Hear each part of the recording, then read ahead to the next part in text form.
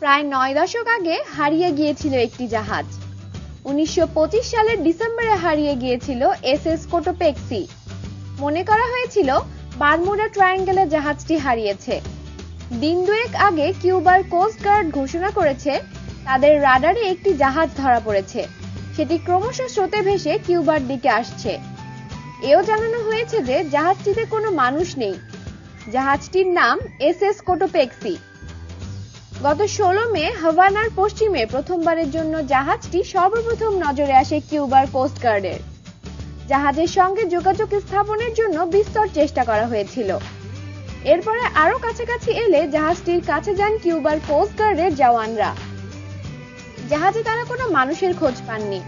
শুধু তাই নয়, জাহাজটির নাম দেখে চমকে ওঠেন তারা। জাহাজটি থেকে ক্যাপ্টেনের লগবুক পাওয়া গিয়েছে, কিন্তু তাতে গত প্রায় 90 বছর ধরে জাহাজটি কোথায় ছিল তার কোনো হদিশ মেলেনি। 1925 সালের 29 নভেম্বর দক্ষিণ ক্যারোলিনা চার্লসটন থেকে এসএস কোটোপেক্সি হাভানার দিকে রওনা হয়েছিল। ক্যাপ্টেন ডব্লিউ.জে. মেয়ারের নেতৃত্বে 32 জন ক্রু ছিলেন তাতে। জাহাজে ছিল 2340 টন কয়লা।